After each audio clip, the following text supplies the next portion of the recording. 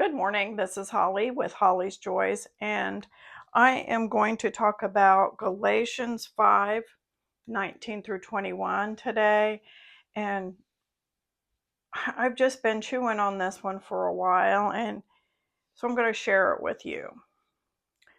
So, Galatians 5:19 through 21, the acts of the flesh are obvious: sexual immorality, impurity, debauchery, idolatry with witchcraft, hatred, discord, jealousy, fits of rage, selfish ambition, dissensions, factions, and envy, drunkenness, orgies, and the like. So we're going to concentrate on one of those, and I'm going to use my phone, so sorry about the glare in the glasses. One of them here that I want to talk about is the witchcraft. And in the Greek, I find this really fascinating that in the Greek, the word is pharmakia, like PHARMAKEIA, like pharmaceutical. Just saying, food for thought. Appears in a list of actions rooted in the desire to control, manipulate, or dominate, which are considered acts of the flesh, not of the spirit. And that's what I want to talk about. So,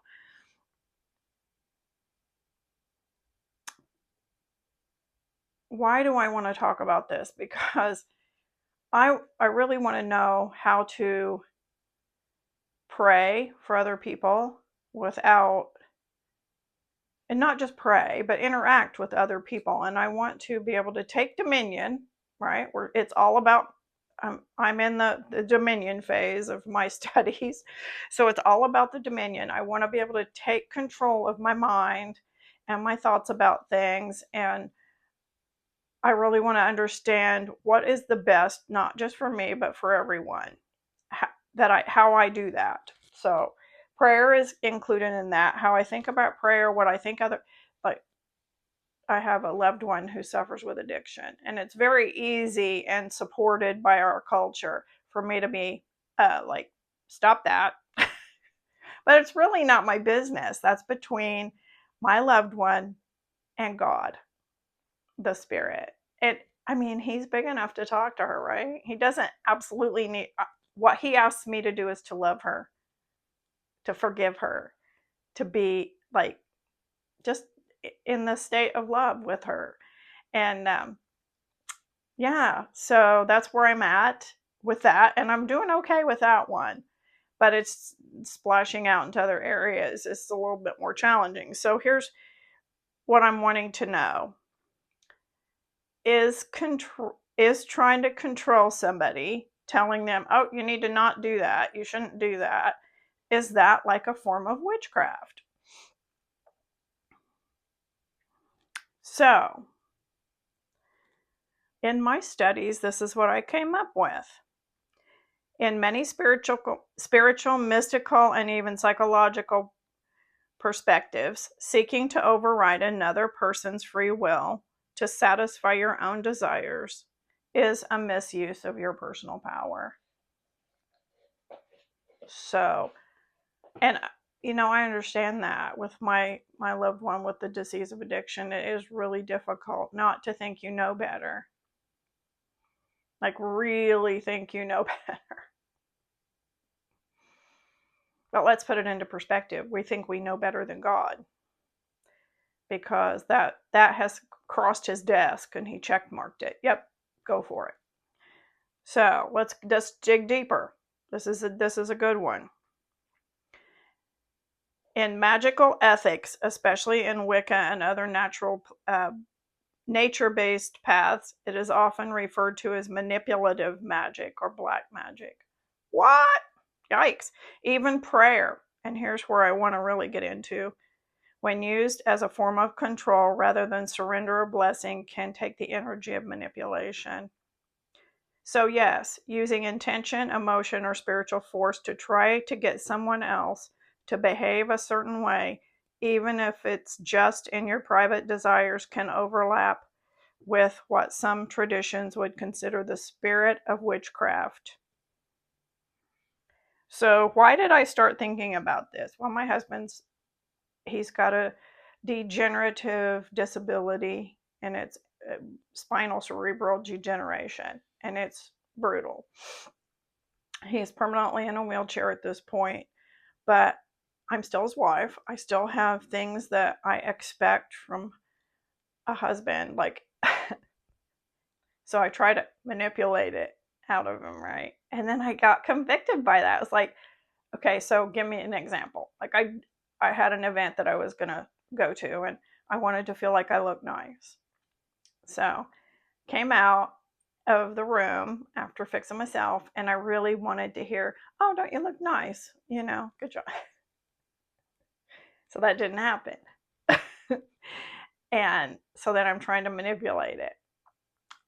Hey, what do you think? How do I look? Don't set yourself up, right? Anyway, so, and I'm just like, that's manipulation. I need to feel confident in myself. I need to dress and think I look presentable for me. I need to walk in that personal confidence. I don't need someone else to say, you look nice. Now, if it's spontaneous, I walk into a room and somebody says, oh, don't you look nice? Spontaneous. I'm not trying to manipulate. It's not even in my thought process. That's completely different and completely appropriate.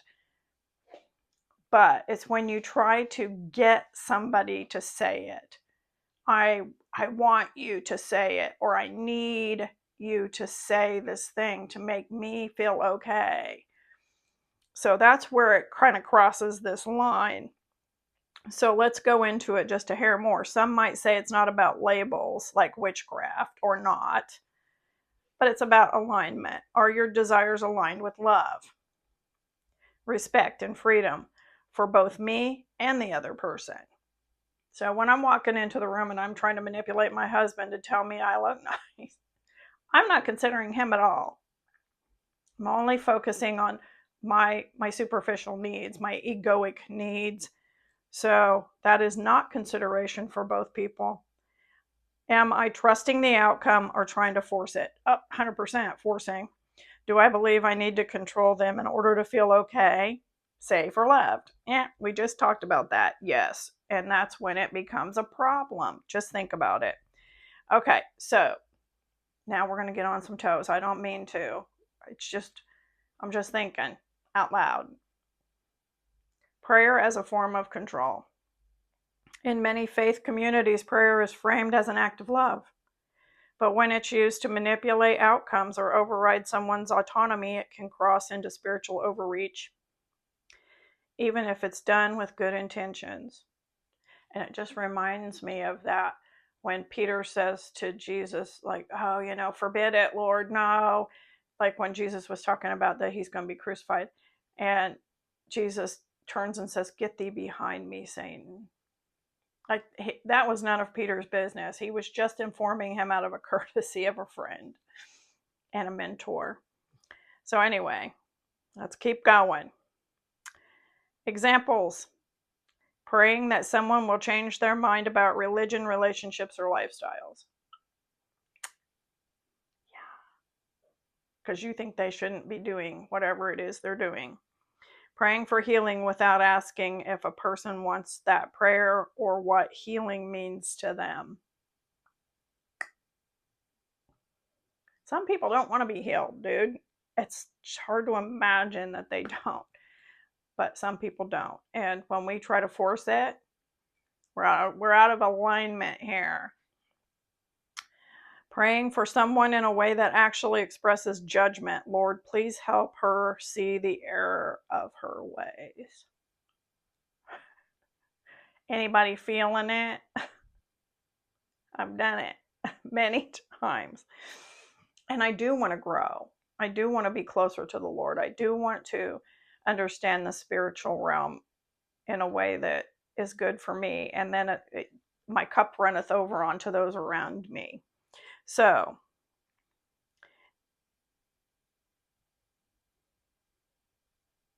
it becomes less about divine surrender and more about spiritualized control. So I'm not trying to surrender to the divine authority and his plan or its plan, the universe's plan, quantum fields, whatever it is on the other side, that intelligent creator's plan. I'm trying to get my will done. I'm in there trying to manipulate it around. And let me tell you, this hits me every day because I want my husband to fight this. I want him to pray. I want him to seek him. No, it's not. None of it's happening. And I don't understand it. And so I got to just mind my own business. Beeswax. Mind your beeswax. Consent matters. I thought this was really important. Even in prayer, you're absolutely right to question whether it's okay to pray for someone's healing without permission. Healing, especially deep, personal healing, is sacred ground. And here's why consent matters. So let's go into this. CONSENT. You don't touch me unless we both agree. Healing means different things to different people. What looks like brokenness to you might be wholeness in progress for somebody else. I'd never thought of it like that. I love that. Not everyone wants healing in the way you imagine. Some people live with illness, grief, and struggle in ways that are deeply meaningful or necessary for their journey. Fascinating, right? Consent honors the person's spiritual sovereignty. So, is overreaching prayer a form of witchcraft? Yes, it is, even if you don't call it that. Not because prayer is bad, but because when prayer is used as a disguise for control, it mirrors the heart of what Galatians condemns. Now, let's go into it. Idolatry, placing your own desires or beliefs above another's autonomy or God's mystery. Witchcraft, the pharmakia, often translated as sorcery. It also implies manipulation, especially covert influence through spiritual means. Selfish ambition, using prayer to impose what you want over what someone else needs or chooses. So when someone says, let's pray that she realizes she's wrong, or we're praying that she leaves the relationship, it's not prayer, it's spiritual coercion dressed up in faith. What would the Spirit want us to do? So what should we do? Paul continues in Galatians 5 by listing the fruits of the Spirit.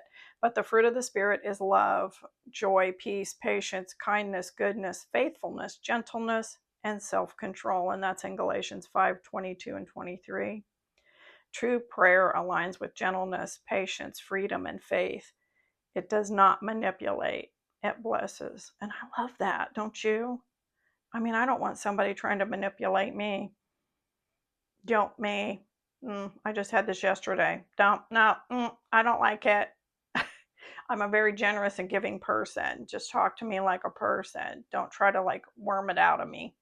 I really don't like that. When you feel like somebody's trying to fleece your pockets, you ever have that? And you're like a super generous person, just come to me with the facts, man. You don't have to try to manipulate it out of me or swipe it out of my purse when I'm not looking. Yeah, not cool. It's kind of the same feel to it, isn't it?